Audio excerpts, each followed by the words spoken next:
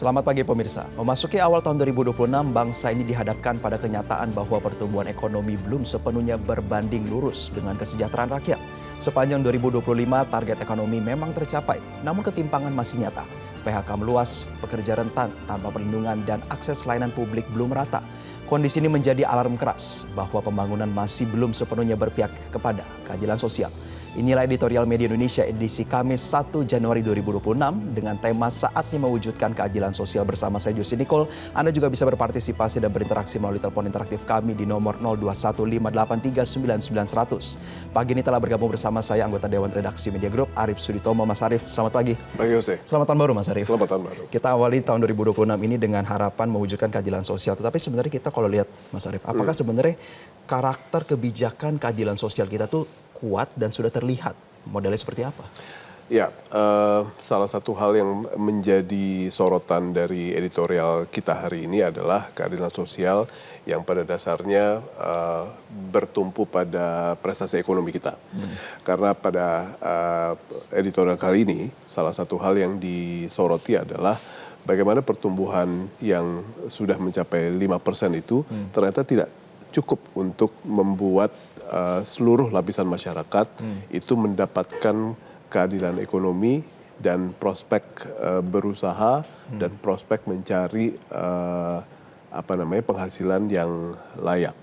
Karena tingkat PHK atau bagaimana fasilitas-fasilitas yang terkait sama safety net gitu ya, jaring pengaman sosial itu masih punya nuansa yang amat sangat berbeda baik secara geografis maupun standar-standar yang pada dasarnya diperlukan oleh seluas mungkin masyarakat. Dan Mas Arief, kita melihat bahwa dalam jangka panjang ini pemerintah menargetkan pertumbuhan ekonomi sampai 8%. Bagaimana 8% ini nantinya tuh bukan cuma bias angka, tetapi juga pemerataan itu sendiri, Mas Arief? Ya, kita agak terilhami ya dengan apa yang pemerintah terdahulu, khususnya zaman Presiden Soeharto, Orde Baru, di mana mereka punya formula yang namanya trilogi pembangunan.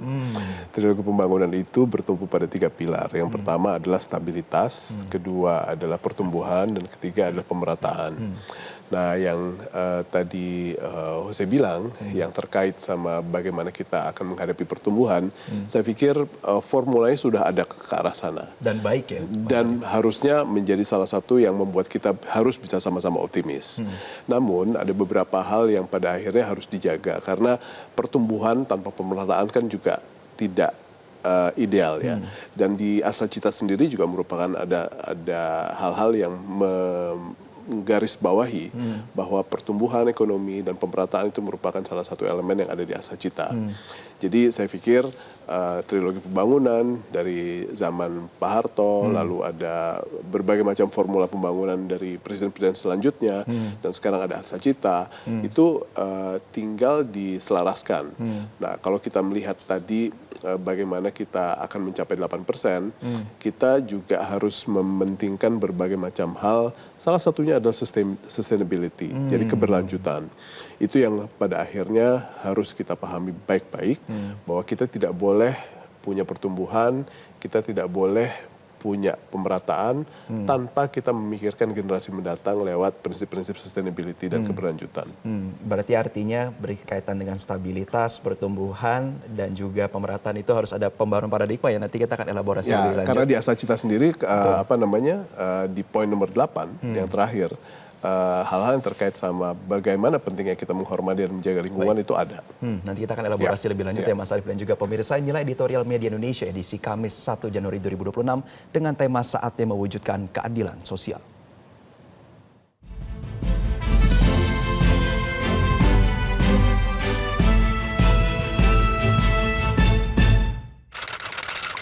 Saatnya mewujudkan keadilan sosial.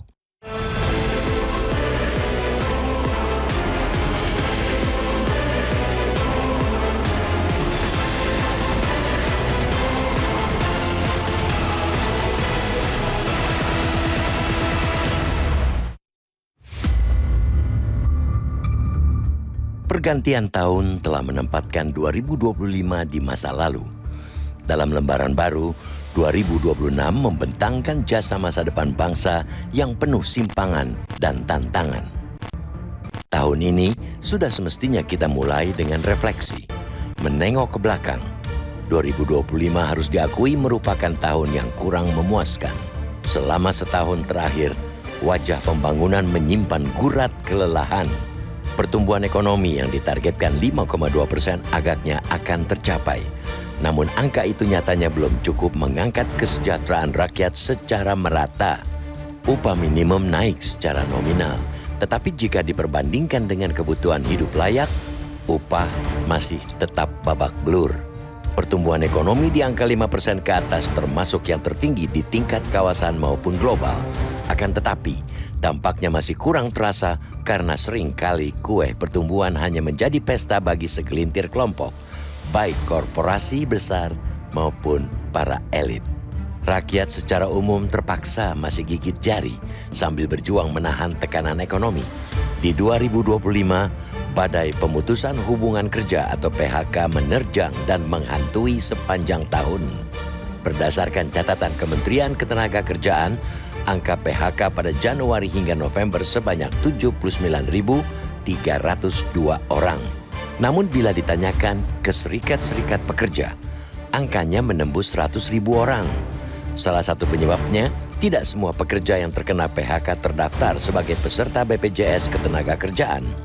Belum lagi ditambah angka pekerja di sektor informal yang masih mendominasi struktur ketenagakerjaan. Sebagian besar dari mereka bukan peserta penjaminan sosial tenaga kerja. Dari situ dapat terlihat betapa banyak pekerja dalam posisi yang sangat rentan tanpa perlindungan sosial yang memadai. Ketika pemerintah menggelontorkan kebijakan subsidi upah, mereka yang paling rentan tersebut malah tidak kebagian karena tidak masuk sistem perlindungan oleh negara. Ketidakadilan mencuat. Bung Hatta, bapak proklamator kita, pernah menekankan bahwa demokrasi bukan hanya soal kebebasan politik, melainkan juga keadilan sosial dan ekonomi. Hal itu juga sejalan dengan amanat pasal 33 ayat 3 Undang-Undang Dasar Negara Republik Indonesia, Undang-Undang Dasar 1945 yang mengatur bahwa bumi, air, dan kekayaan alam yang terkandung di dalamnya dikuasai oleh negara dan dipergunakan untuk sebesar-besar kemakmuran rakyat. Penguasaan oleh negara sudah, namun penggunaan untuk sebesar-besar kemakmuran rakyat masih jauh panggang dari api. Keadilan akses pelayanan publik pada 2025 juga masih menampakkan ketimpangan. Ombudsman Republik Indonesia mencatat ribuan keluhan atas infrastruktur, administrasi kependudukan, dan pelayanan kesehatan yang tidak merata. Kekurangan itu makin terlihat jelas di daerah terpencil. Fasilitas kesehatan dasar seperti puskesmas yang minim tenaga medis memperburuk ketimpangan antara kota dan desa. Isu yang tak kalah mendesak adalah keadilan ekologis. Pembangunan nasional yang berorientasi pada investasi ekstraktif seringkali menumbalkan kelestarian alam. Bencana banjir bandang dan tanah longsor yang menghantam separuh Sumatera dan merenggut lebih dari 100 jiwa adalah konsekuensi yang harus kita bayar. Namun mestinya bisa kita cegah dengan menjaga keseimbangan pembangunan ekonomi dan kelestarian lingkungan yang menopang penghidupan rakyat. Awal 2026 harus menjadi momentum pembalikan arah kebijakan dari yang bersifat elitis menjadi berpedoman pada harapan rakyat. Indikatornya adalah kenaikan kesejahteraan secara merata, bukan sekadar angka-angka statistik. Pemimpin dituntut berani menjunjung prinsip salus populis suprema lex esto bahwa keselamatan atau kesejahteraan rakyat adalah hukum tertinggi. Selamat Tahun Baru 2026.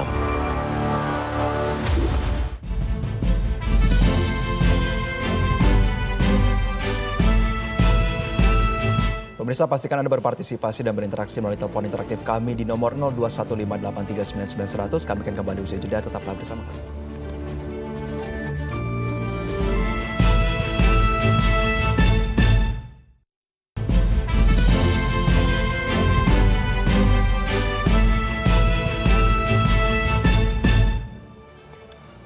Terima kasih Anda masih bersama kami, pemirsa. Kami akan langsung menyapa salah satu penelpon yang telah bergabung bersama kami. Ada Ibu Ong Maihua dari Pejaten, Jakarta Selatan. Selamat pagi, Ibu. Selamat pagi, Mas Jose. Selamat pagi, Mas Mas Arif. Selamat tahun baru. Selamat tahun baru, Ibu. 2026. Semoga kita sukses, sehat, Amin. sejahtera. Ya. Amin, amin. Ibu melihat bahwa tema kita hari ini adalah saatnya mewujudkan keadilan sosial. Bagaimana Ibu melihat keadilan sosial di Indonesia saat ini? Iya. Keadilan sosial bagi masyarakat kita, rakyat kita, masyarakat banyak. Belum, Mas Yosef, belum merata. PHK di mana-mana, Abang. Keekonomi kita juga belum belum ada kemajuan. Tapi tidak Indonesia saja, seluruh dunia. Ekonomi ini belum ada kemajuan. Mudah-mudahan di tahun 2026 Indonesia lebih maju, lebih makmur dengan keadaan dan PHK tidak di mana-mana, Bang. Terutama untuk BPJS, tidak saja di kota dan di daerah. Semoga saja nanti akan lancar dengan tidak musibah. Musibah stoplah sampai di tahun 2025. Tidak menimpa rakyat kita Sumatera, tidak menimpa masyarakat kita yang kita dengan pulau yang banyak. Semoga Indonesia jaya, makmur, maju, sejahtera dengan pemimpin-pemimpinnya yang integritas. Tidak ribut terus yang Mas Yose gitu. Semoga Indonesia aman, makmur, itu yang harapan kita semuanya. Bang Yose, Mas Endra. Assalamualaikum warahmatullahi wabarakatuh. Waalaikumsalam warahmatullahi wabarakatuh. Terima kasih Bu Mehwa dari Pejaten Jakarta Selatan. Mas Arief, kita langsung tanggapi saja. Ini ada berkaitan dengan PHK dan bencana alam yang sebenarnya masih selaras sama keadilan sosial. Bagaimana kita melihat mereka yang tidak memiliki pekerjaan, jobless, atau mungkin gig ekonomi ini juga diperhatikan oleh negara, Mas Arief? Ya, saya pikir kalau kita lihat di beberapa provinsi, bagaimana kita berhadapan dengan isu pengangguran itu ada provinsi-provinsi yang sangat baik dalam hal mengatasi pengangguran dan bagaimana memberikan santunan buat mereka. Tapi hal ini sayangnya tidak menjadi sebuah standar yang diimplementasi oleh seluruh kepala daerah karena political will mereka amat sangat beragam. Dan bagaimana mereka menentukan prioritas anggaran juga menjadi salah satu hal yang akan sangat menentukan apa yang akan mereka berikan buat orang-orang yang tanpa pekerjaan.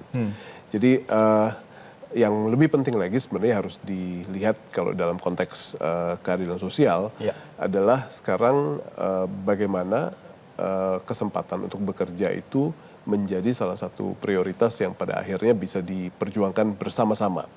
Karena daripada kita berfokus pada menangani pengangguran, lebih baik kita memfokuskan diri bagaimana kita meningkatkan pertumbuhan agar orang-orang yang tadi tidak bekerja menjadi orang yang memiliki pekerjaan. Sehingga itu yang pada akhirnya bisa kita jalankan. Nah, salah satu hal yang juga harus kita jadikan diskusi bersama untuk keadilan sosial adalah sekarang bagaimana kita mengatasi krisis turun kelasnya kelas menengah. Dan itu merupakan salah satu hal yang harus secara kreatif kita lihat bagaimana penyelesaiannya dan bagaimana jalan keluar yang kreatif. Kenapa? Karena kelas menengah ini kan kalau dari sisi konteks keadilan, mereka itu adalah orang-orang yang dianggap terlalu kaya untuk terima BLT, tetapi terlalu miskin untuk menjalani tantangan hidup dan harga-harga pada hari ini. Jadi ini merupakan salah satu PR kita untuk memikirkan kalau kelas menengah itu buying forces-nya dianggap sebagai sebuah pendorong yang sangat berarti dalam proses pertumbuhan, kita juga harus memikirkan mereka. Jangan sampai yang katanya tahun 2024 kemarin ada 10 juta orang kelas menengah yang turun kelas, itu bisa turun lagi gitu ya. Karena kalau itu terus berlanjut, kita akan kehilangan daya dorong yang cukup besar dalam hal pertumbuhan ekonomi. Jadi bagaimana caranya kelas menengah itu juga mendapatkan insentif, Ya. mendapatkan manfaat, mungkin bukan BLT tetapi hal-hal yang pada dasarnya bisa mereka nikmati untuk pada akhirnya bisa meningkatkan pola konsumsi dan tingkat konsumsi mereka. Tapi kan yang kerap kita dengar itu Mas Arief adalah bagaimana kelas menengah ini tetap mendapatkan hal-hal tersebut kok. Subsidi BBM tetap diberikan, keyakinannya begitu. Apakah Ya. itu cukup Mas Arief? Ya, subsidi BBM meskipun kita beberapa kebijakan sudah diimplement ya untuk menghindari agar orang-orang yang kaya sebenarnya tidak menikmati BBM bersubsidi, tetapi hal-hal yang pada akhirnya harus bisa diimplement dalam hal pemanfaatan subsidi yang harusnya untuk orang-orang miskin tersebut harus dipertajam lagi dengan aturan-aturan yang saya pikir kembali lagi untuk lebih kreatif dan harus sudah bisa membuat subsidi tersebut tepat sasaran gitu ya. Karena kalau misal subsidi itu selama ini diberikan di hulu gitu ya, dengan harga yang bisa dinikmati oleh banyak orang, kenapa sekarang misalnya kita tidak memberikan subsidi di hilir gitu misalnya. Menarik. Di mana misalnya orang-orang yang memerlukan safety net itu bisa mendapatkan sebuah kartu yang misalnya gratis bepergian kemanapun. Para pelajar mendapatkan sebuah kartu yang juga bisa di-tap di Jaklingko atau di berbagai macam sistem transportasi di daerah untuk gratis gitu. Atau Manula mendapatkan gratis transportasi publik gitu ya. Itu kan tepat sasaran gitu ya. Jadi saya pikir hal-hal yang seperti saat itu di mana subsidi itu dinikmati di hilir oleh orangnya langsung itu harus mulai dipikirkan oleh pemerintah. Nanti kita akan elaborasi lebih lanjut dalam segmen selanjutnya ya Mas Arief dan juga pemirsa, tetaplah bersama kami.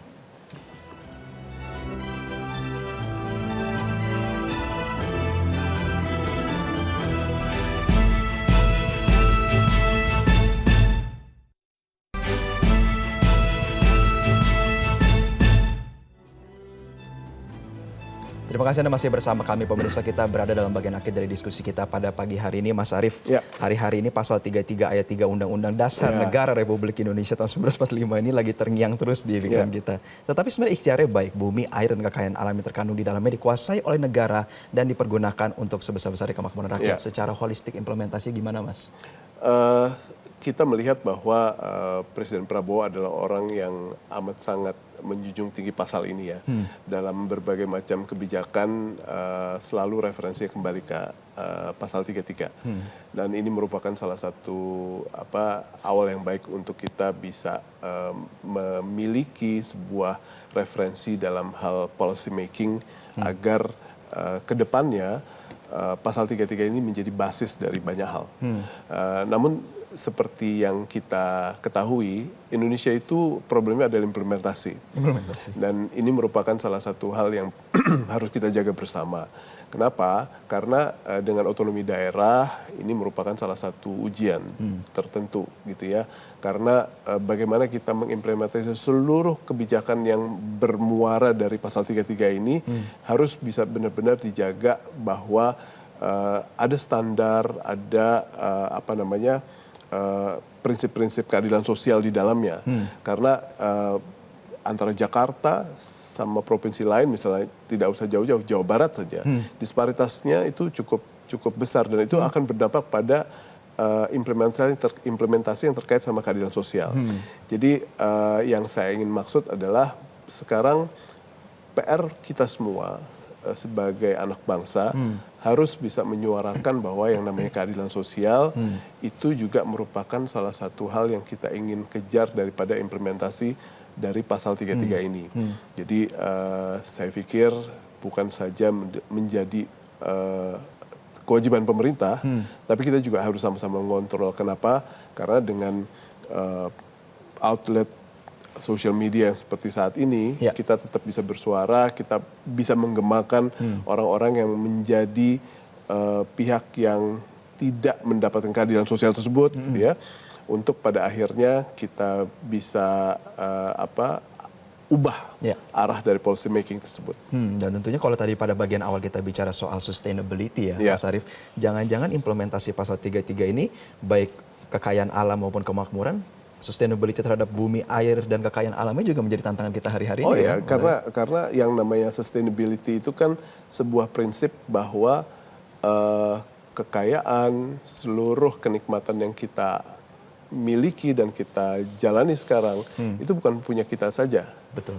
Kepada anak cucu kita juga harus mereka kita wariskan kondisi yang paling tidak sama atau lebih baik, itu juga justru lebih baik ya. Tapi kalau kita tidak memiliki prinsip tersebut, kita akan mengalami degradasi yang jangan-jangan kita akan alami langsung oleh diri kita sendiri tanpa kita harus nunggu anak cucu kita yang alami. Jadi itu yang pada akhirnya kenapa sustainability, prinsip-prinsip konservasi atau prinsip-prinsip hijau itu menjadi salah satu hal yang wajib kita sandingkan dengan keadilan sosial. Dan tentu kita berharap bahwa diskusi awal di tahun 2026 ini bisa menjadi pengingat dan fondasi buat selama tahun 2026 ya. Terima kasih anggota Dewan Redaksi Media Group Mas Ari Suditomo bergabung bersama kami. Pemirsa, tahun 2026 harus menjadi titik balik arah kebijakan nasional. Pembangunan tidak boleh lagi elitis. Negara wajib hadir melindungi pekerja, memperluas jaminan sosial, menjamin layanan publik yang setara, serta menjaga keseimbangan lingkungan sebab kesejahteraan rakyat adalah hukum tertinggi dalam bernegara. Keadilan sosial bukan sekedar janji, melainkan kewajiban yang harus diwujudkan. Kiranya editorial Media Indonesia edisi kali ini bisa mencerahkan pikiran kita tentang situasi negara ini antar sesama anak bangsa. Selamat tahun baru pemirsa. Sampai jumpa.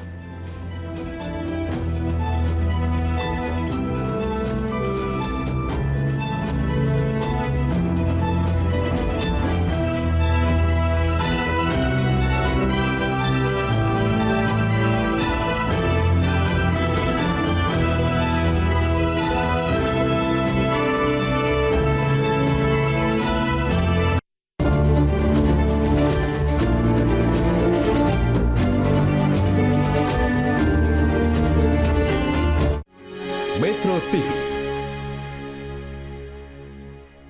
Jelajahi cara baru mendapatkan informasi. Download Metro TV Extend sekarang.